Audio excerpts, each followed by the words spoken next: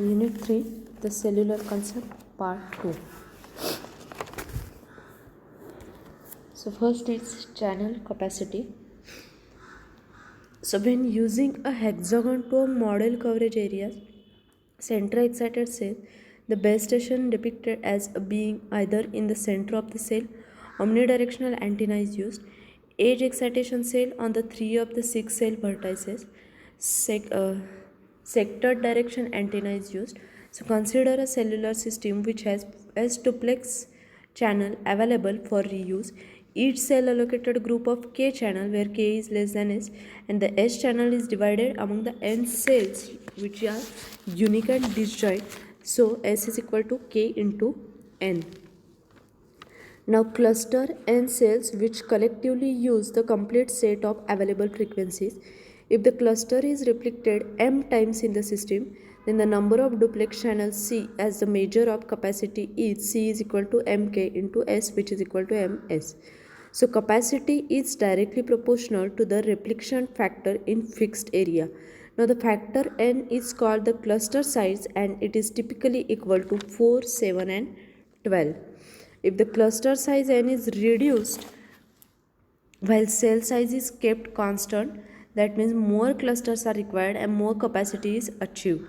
Large cluster size indicates that co-channel cells are far from each other.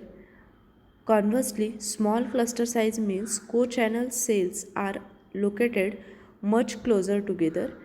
The value of N is function of how much interference a mobile or base station can tolerate. Clusters are inversely proportional to N, that is capacity is directly proportional to cluster and thus the frequency reuse factor is given by 1 by N. Each hexagon has exactly 6 equidistant numbers and that the lines joining the center of any cell and its neighbors are separated by a multiple of 60 degree. There are only certain cluster sizes and layouts possible. So basically the channel capacity is defined as the maximum number of channels that can be provided for particular fixed frequency band. Thus, the capacity of cellular system is directly proportional to the number of the times a cluster is repeated in a fixed service area, and the factor N is called as the cluster size and it is typically 4, 7 and 12. If the cluster size is small, then the cluster can be repeated in large number and hence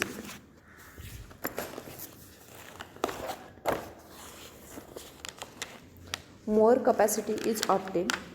A large cluster size decreases the ratio between the cell radius and the distance between the co-channel, leading to a weaker co-channel interference, but a small cluster size indicates that the co-channel cells are located much closer together and the result in more interference. The value of N is a function of the amount of interference a mobile or the base station can tolerate while maintaining a good quality of communication. For maximum capacity, the smallest possible value of N is desired. So 1 by N is called frequency reuse factor as each cell within the cluster is only assigned by 1 by N times of the total available channels. The hexagon has a 6 equidistant neighbor and the line joining the center of any cell and its neighbor are separated by multiple of 60 degree.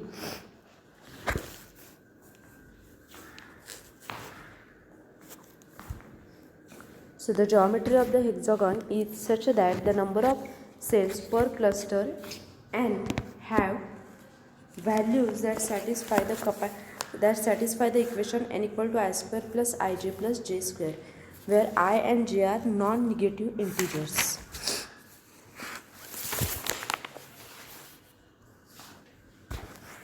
Next is channel allocation strategies. The channel allocation means to allocate the available channel to the cell in a cellular system. When a user wants to make a call request, then by using channel allocation strategies, their requests are fulfilled. The channel allocation strategies are designed in such a way that there is efficient use of the frequencies, time slot and bandwidth. The ratio spectrum need to be efficiently used For achieving this, we need a frequency reuse method that has a consistency in increasing the capacity and minimum interference. To achieve these objectives, different channel assignment strategies have been developed. The channel assignment strategies are classified as fixed, dynamic, and hybrid depending on the system performance. In managing a calls, when a mobile user is handed off from one cell to another. So, first is fixed channel allocation. The fixed channel allocation is a strategy in which fixed number of channels or the voice channels are allocated to the cells. Once the channels are allocated to the specific cells, then they cannot be changed. In FCA, channels are allocated in a manner that maximizes the frequency reuse. So in fixed channel assignment method, each cell is assigned a predetermined set of voice channels. Any effort that is done to call a number within the cell can be serviced by the unused channels in that particular cell. In case if all the channels in that cell are used, then the call is blocked. In such a situation, the subscriber does not get the service. There are different modifications in the fixed channel assignment strategy.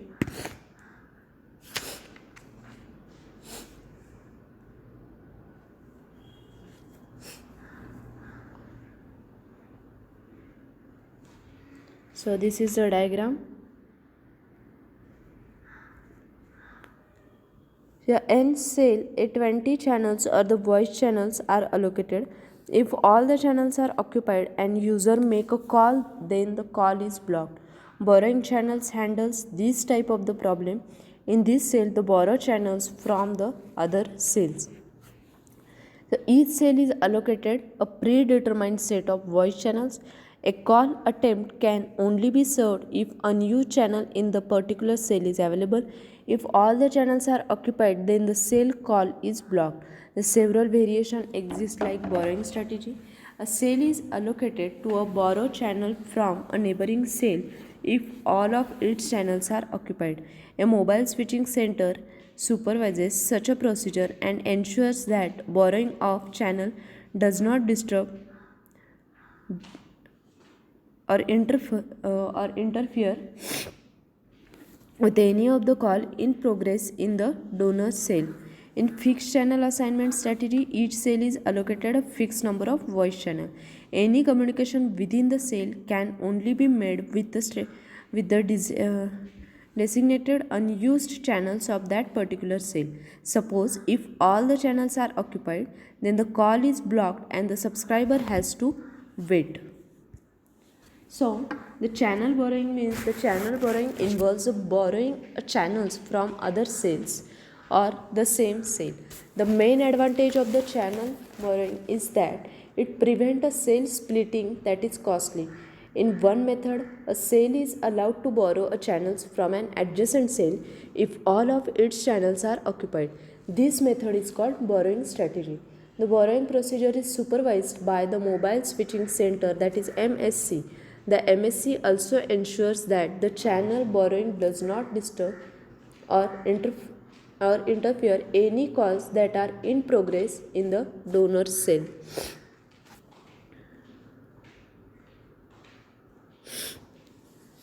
Next is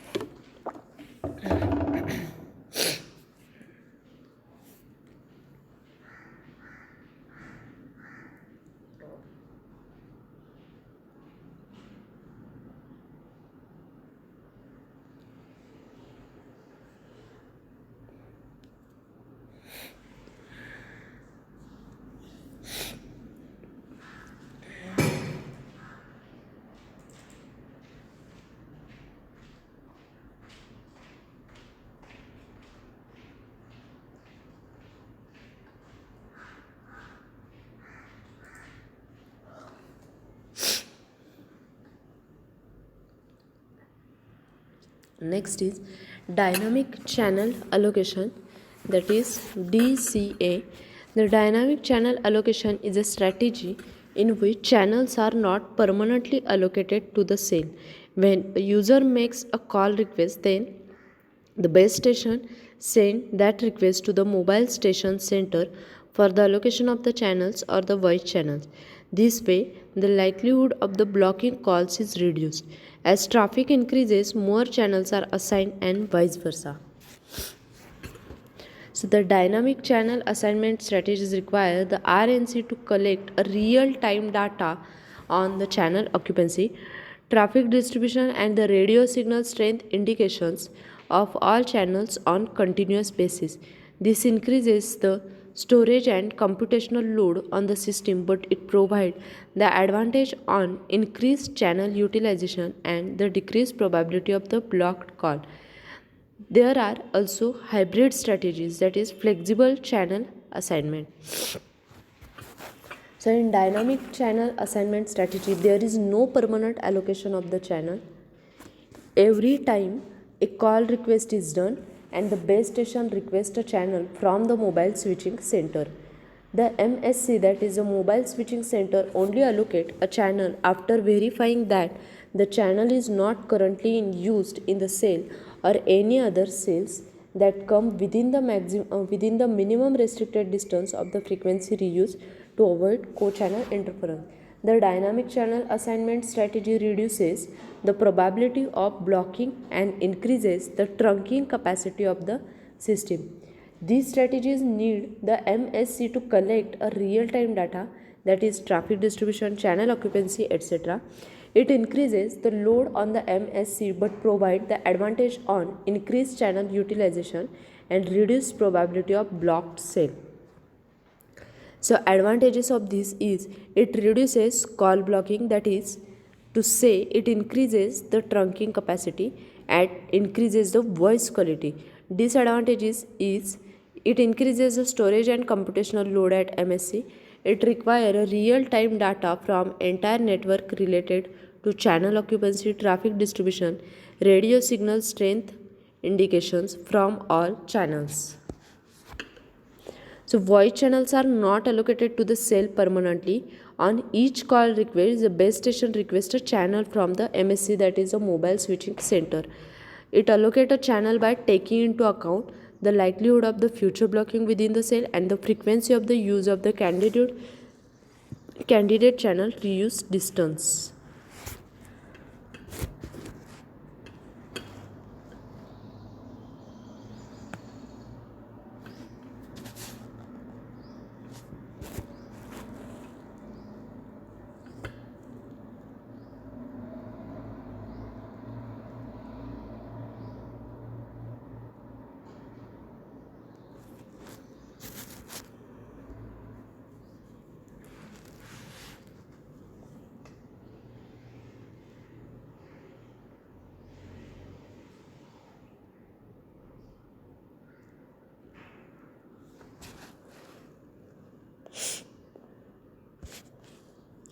Hence, the MSC only allocate a channel if that is not presently in use in the cell which falls within minimum restricted distance of frequency reuse. It reduces the likelihood of the call blocking, increasing the trunking capacity of the system. It requires MSC to recollect the real-time data on channel occupancy, traffic distribution, and RSSI of all channels. This increases the storage and computational load on the system, but it provides the increased channel utilization and decreased call blocking.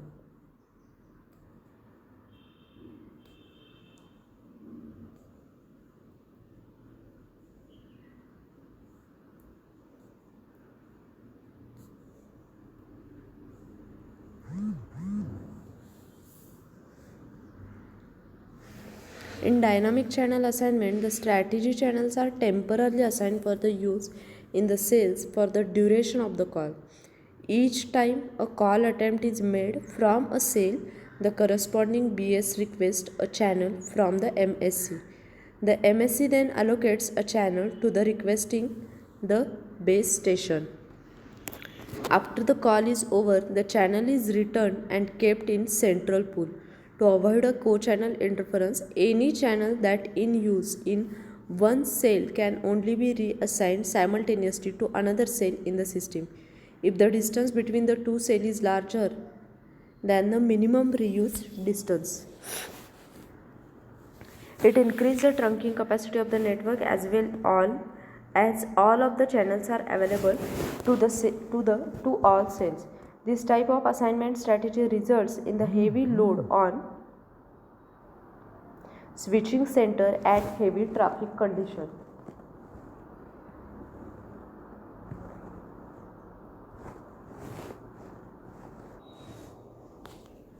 So there are some there are some points which shows the comparison between the fixed channel assignment and the dynamic channel assignment. In fixed channel assignment, specific channels are allocated to a specific cell, and in dynamic channel assignment there is no relationship between the channels and cells. The allocation of the channel is permanent in fixed channel assignment, and the allocation of the channel is not permanent in dynamic channel assignment. There is no need to check for channel availability in fixed channel. The algorithms used for checking the availability of the channels introduces a complexity in dynamic channel. In fixed channel assignment, it is suitable for uniform and heavy traffic system. Dynamic channel, it is suitable for non-uniform and moderate to light traffic system. Fixed channels are sensitive to time and spatial changes. Dynamic channels are not sensitive to time and spatial changes. Fixed channel, these are unstable grade of the service per cell in an interference cell group. Dynamic channel, these are stable grade of service per cell in an interference cell group. Next is hybrid channel allocation, that is HCA. So hybrid channel allocation is the combination of the fixed and dynamic channel allocation scheme. A fixed number of channels are allocated to a cell sites on long-term basis, and when they all are occupied, a request for the dynamic channel is raised. The ratio of number of fixed channel and dynamic channel is based on the traffic condition, or it may vary according to estimated values of instantaneous load distributions. It is observed that the hybrid scheme perform a better for traffic load up to 50%. Beyond that, FCA gives the better result. So the hybrid channel allocation is the combination of both fixed and dynamic. The total number of channels or the voice channels are divided into a fixed and dynamic set. When a user make a call, then first fixed set of channels are utilized, but if all the fixed sets are busy, then dynamic sets are used. The main purpose of HCA is to work efficiently under heavy traffic and to maintain a minimum SI.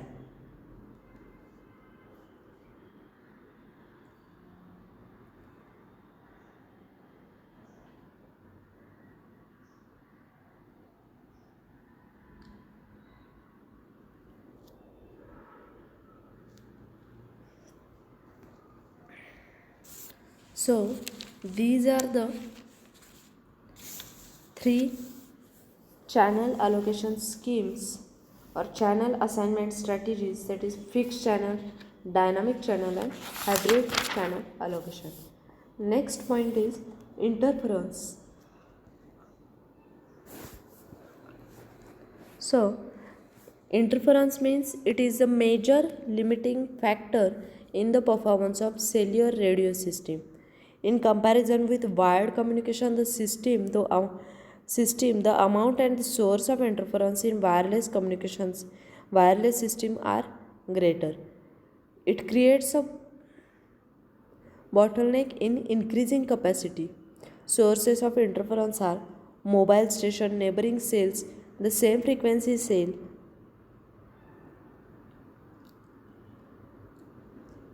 non-cellular signal in the same spectrum. The interference in a voice channel is crosstalk. The urban areas usually have more interference because of greater RF noise floor and the more number of mobiles. So the interference The performance of cellular system is highly affected by the interference. The different sources of interference include another mobile in the same cell, a cell that is in progress in the adjacent cell, other base station operating in the same frequency, and or any non-cellular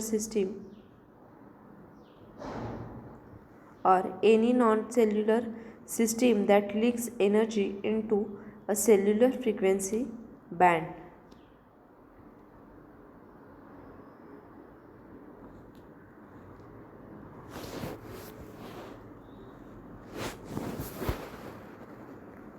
On voice channel, the interference produces a crosstalk because of the undesired transmission. There can be a missed and blocked calls in the control channel as a result of interference. The interference is more severe in urban areas because of great RF noise floor and large number of mobiles and the base stations. The interference is the main problem in increasing capacity. It results in dropped calls. So there are two types of the cellular transmission, cellular interference: co-channel interference and adjacent channel interference.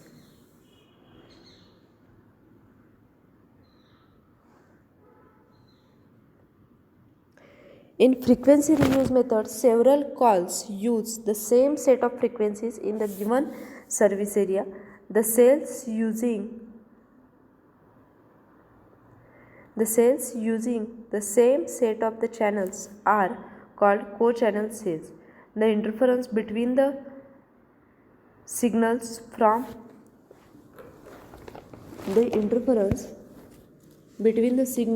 these cells is called as co-channel interference. The interference resulting from the channel that are adjacent in frequency to the desired channel is called adjacent channel interference. It is difficult to control an interference signal, although they are generated within the cellular system. The interference because of out of the band users is even more difficult to control. It is result of the front end overload of the subscriber equipment or intermittent intermodulation products.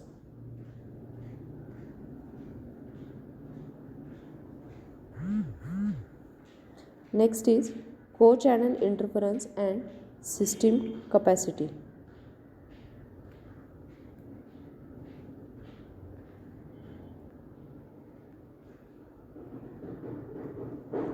The frequency reuse, as there are several cells that use the same set of frequencies, so co-channel cells and co-channel interference. To reduce a co-channel interference, co-channel cell must be separated by a minimum distance. When the size of the cell is approximately same, the co-channel interference is independent.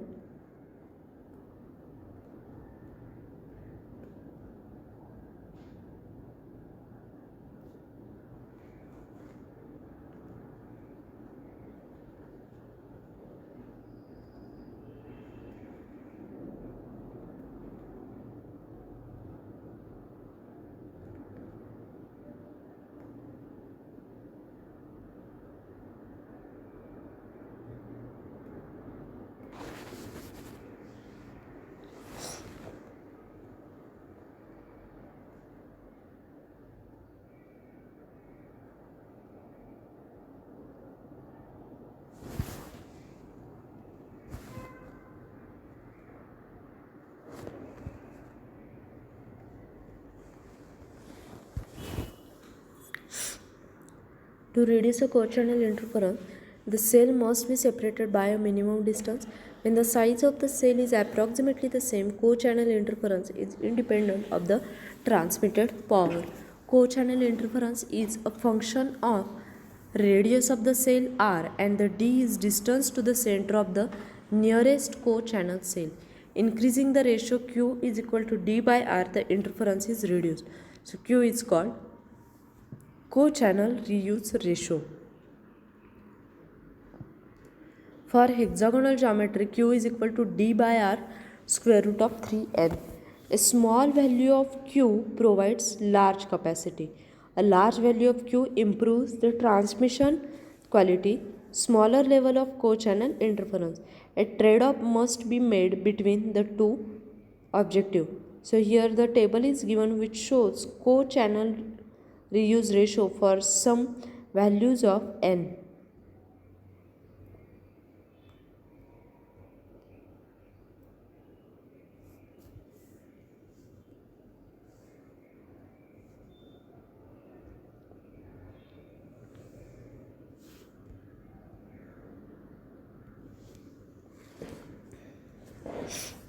So in the frequency reuse method, several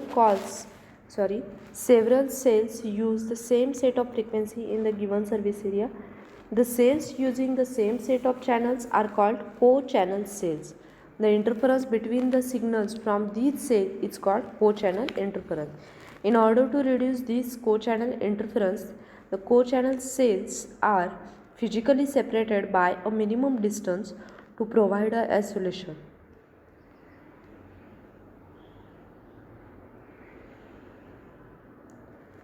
This minimum distance that allows the same frequency to be reused depends on the factor like number of co-channel cells nearby the center cell, the type of geographic contour, antenna height, and the power transmitted at each cell site. So the frequency reuse distance D is given by square root of 3n into R, where n is the frequency reuse pattern or the cluster size, r is the radius of the cell.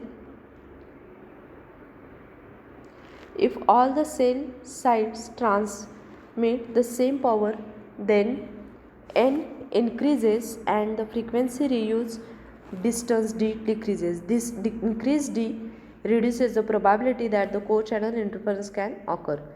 Practically, a large n is desired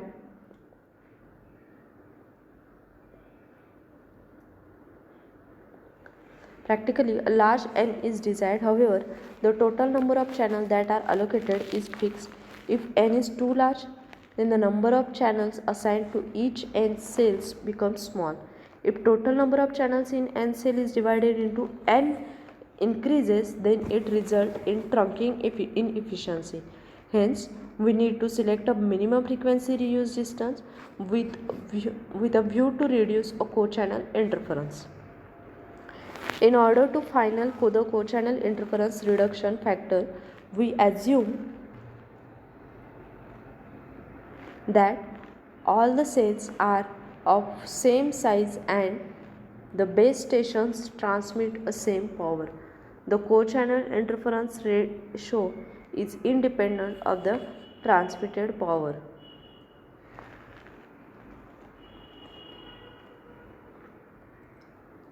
It becomes a function of the radius of the cell R and the distance between the nearest co-channel cell D.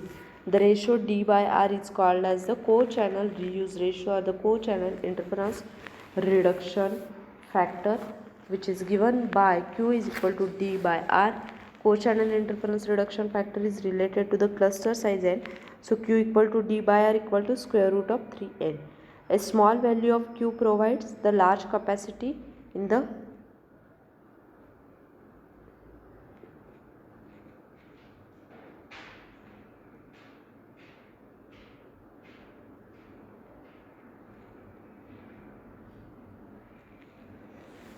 a large Q, that is a large value of D by R, indicates the spatial separation between co-channel cell relative to the coverage distance of a cell is increased. Thus, the co-channel interference is reduced, but the transmission quality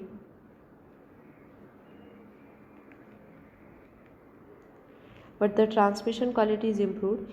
In actual design, a trade-off must be done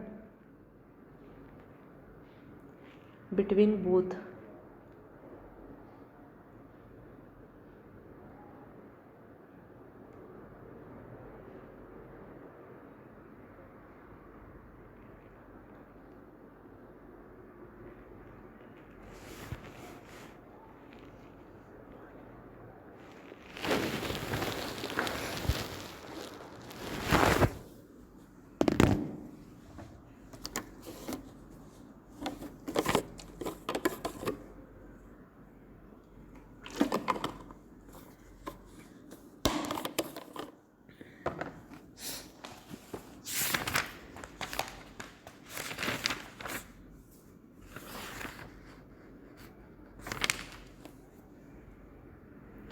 Next is adjacent channel interference.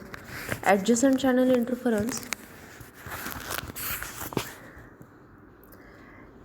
This channel interference from adjacent in frequency to the desired signal. Here, imperfect receiver filters allows nearby frequencies to leak into the passband. The performance degrades seriously due to near-far effect. So, diagram for this is shown here.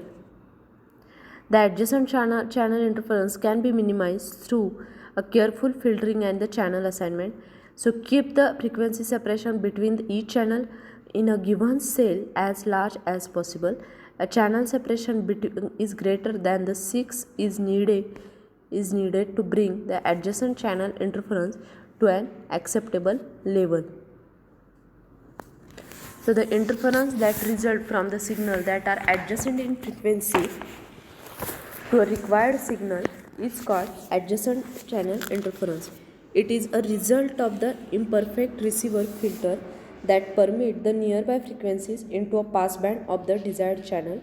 If the user that is using an adjacent channel and is transmitting in close range to subscriber's receiver, then while the receiver tries to receive a base station on the desired channel, the problem can be critical. It is called a near-far effect, that is nearby transmitter captures the receiver of the subscriber. It comes into the picture when a mobile that is close to a base station transmit on channel near that which is used by the weak mobile. The base station can face a problem in discriminating the mobile user from the bleed over caused by the close adjacent channel mobile. By proper filter and channel assignment, the adjacent channel interference can be minimized. As each channel or each cell is given only a part of the available channels, a cell needs assignment channels that are adjacent in frequency. If in a given cell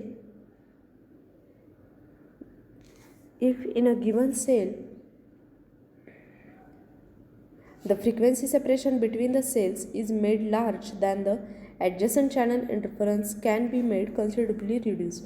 By sequentially assigning the successive channels in frequency band to different cells, many allocation methods are available to separate adjacent channel in a cell by n channel bandwidth, where n is a cluster size. Another cause for the adjacent channel interference is frequency reuse. When the frequency reuse is high, there are more chances for the interference because of neighboring channels and because of the separation concept. Also, the power control needs to properly done at the base station to reduce the interference at the subscriber's mobile unit. So the power control for reducing interference ensure that each mobile transmit the smallest power necessary to maintain a good quality link on the reverse channel, long battery life, increase SIR, solve the near-far problem. So there are some difference between there are some points which shows the difference between the co-channel interference and adjacent channel interference. In co-channel interference, the interference between the signals from co-channel cell is called co-channel interference.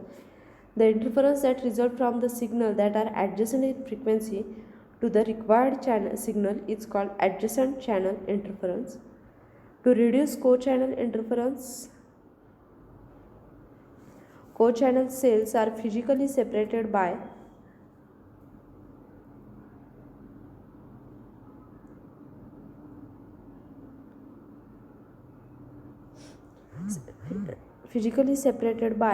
a minimum distance to provide a sufficient isolation. By proper filter and channel assignments, the adjacent channel interference can be minimized. A large co-channel reuse ratio improves the transmission quality because of the smaller level of the co-channel interference. Another cause for the adjacent channel interference is frequency reuse. When the frequency reuse is high, there are more chances for the interference because of the separation.